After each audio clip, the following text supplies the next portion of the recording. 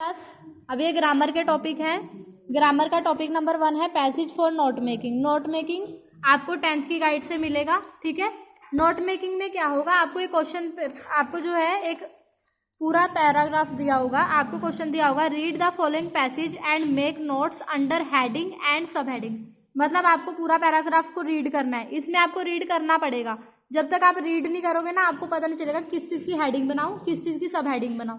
तो इसलिए आपको रीड करना जरूरी है, और रीड करने में समझने की जरूरत नहीं है कि तुम बैठ के इसका मीनिंग समझने लगे हो, तो उसमें तुम्हारा आधा घंटा तो इसी में ही वेस्ट हो जाएगा। तुमने 5 मिनट से ज़्यादा नहीं लगाने इन क्वेश्चंस पे, क्योंकि आपका जो पेपर होगा वो पैसेजेस से भरा होगा। हर टाइप के पैसेजेस होंगे, किसी में समरी बनानी है, किसी में फिलअप करने हैं, तो पैसेजेस बहुत होंगे, ठीक है। सिर्फ पैसेजेस किस में पढ़ना है, नोट मेकिंग में, और एक और पैसेज होगा समरी वाला। उसके अलावा आपको पैसेज नहीं पढ़ना है, ठीक है।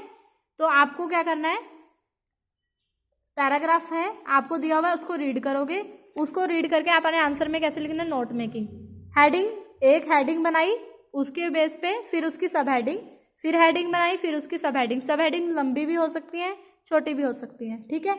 इस तरह से आपने उसमें बनानी है। मान लो जैसे कल मैंने आपको एग्जाम्पल दिया था, पोल्यूशन का कोई पैराग्राफ है, पोल्यूशन के बारे में बताया हुआ है, एयर पोल्यूशन, जो नॉइस पोल्यूशन है, तो आपने हेडिंग दे दी pollution, air pollution. Air pollution में क्या क्या प्रॉब्लम्स हो रही हैं वो लाइन में लिख दी। फिर नंबर 2 हेडिंग दे the soil pollution, soil pollution में क्या कर रही है वो भी हेडिंग में लिख दिया। इस तरह से आपको सब हेडिंग्स बनानी है, ठीक है। इसी तरह से ये जो है पूरा जो है क्लास में करवा दिया गया है, ठीक है। तो आपकी नोटबुक्स पे सारे लिखे होने चाहिए। जितनी ज़्यादा आप इसकी प्रैक्टिस करोगे उतना बेटर है, क्योंकि आपको ये पेपर में आना ही आना है, ठीक है ना। 7 मार्क्स के ये आपके टॉपिक हैं, बहुत इंपॉर्टेंट है, और इसकी जितनी ज़्यादा प्रैक्टिस करोगे उतना अच्छा है, क्योंकि पेपर में तो हमेशा अलग टॉपिक ही आता है, पेपर में कोई पढ़ा हुआ टॉपिक नहीं आएगा, ठीक है। तो इसकी आपने क्या करना है, अपने पैसेज को पढ़ना है, नोट मेकिंग आंसर में शुरू में लिखोगे, और हेडिंग बनाओगे, और सब हेडिंग, हेडिंग सब हेडिंग। इसके अलावा आपने कुछ नहीं करना। पेपर में ये पूरा लिखने की जरूरत नहीं है, पेपर में आप यहाँ से शुरू करोगे आंसर, हेडिंग और सब हेडिंग, ठीक है। एक तो टॉपिक ये है आपका। इसे नेक्स्ट टॉपिक है आपका पैसेज फॉर एरर कनेक्शन। ये भी आपकी गाइड में नहीं मिलेगा, ये आपको टॉप 20 का गैस पेपर है +2 क्लास का, इसमें मिलेगा, ठीक है।